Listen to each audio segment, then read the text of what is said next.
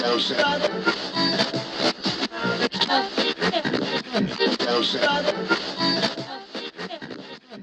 back to the show. We are here for another episode, and holy cow, we are up to episode 9. We've done 9 of these things, and I have Grace Kelley, our brand new 4th grade teacher this year. She's one of our best.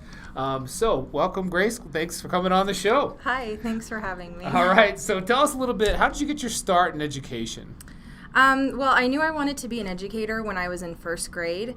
I was living here in Colorado. My mom was working for Denver Public Schools, and she was working in a bilingual kindergarten classroom since my mom speaks Spanish.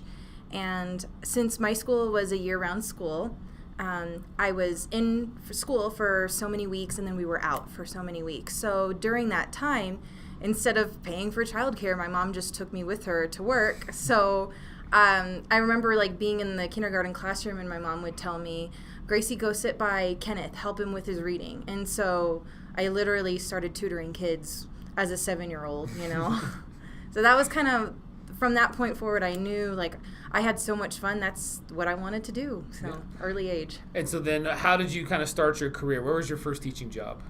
My first teaching job was at a school, Roundtree Elementary. Shout out to you guys. In Springfield, Missouri. I was there for 5 years, and I also taught 4th grade there. Yeah. So I really miss it, but I'm so happy to be here at Cherokee Trail. It's just been an incredible journey seeing both schools. Yeah. So tell me about a hero in your life. Who's one of your heroes? Mm-hmm. One person that immediately comes to my head, and it's I get teary-eyed thinking about her, is Kelly Hinkle.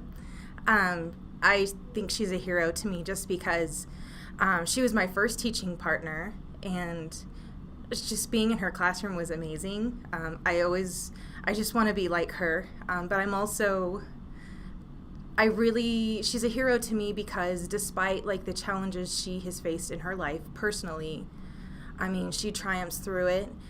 She stands up for what is right, even if that may not be the decision that everybody thinks should be made, or it's not the easiest, I should say. I just applaud her for not letting fear rule her life. Yeah, that's cool. And yeah. I'm guessing she's from Roundtree Elementary. Yeah, that's a double shout out, by the way. So tell me, just being in your classroom a little bit earlier today, how do you engage the kids of your classroom? Mm-hmm. Whenever parents meet me, I think I can be a really shy and quiet person, really hard to get to know. But when I'm with the kids in my room, I'm a completely different person. And one thing that I try to do to engage them is I'm real with them. I joke with them. I act silly. I use stupid voices. It's like the kid in me coming out. And the things that they're struggling with, I try and relate that to my life. What have I gone through? And I've told them, countless stories of my own childhood or what I go through just as an individual, but something to relate to their level so that they understand they're not alone in what they're facing. And I think because of that, there's just a level of respect that gets developed there. Yeah, I would say it's probably more than respect. I think it's an actual relationship. You have a really great relationship with your kids. So it sounds like you've been teaching since you were 7, which is interesting. Yeah. So our next question is, what profession other than your own would you like to attempt? Well, when I was in high school, I was watching this program on Animal Planet or one of those TV shows, and it was talking about an orangutan orphanage in Africa. Now, I don't think I want to live in Africa, but it always intrigued me just working with animals, doing something of that sort. It doesn't have to be orangutans, but that, or I just love traveling.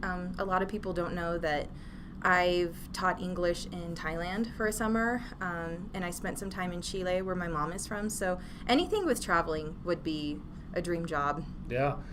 So tell me, what's one of the most worthwhile investments you've ever made?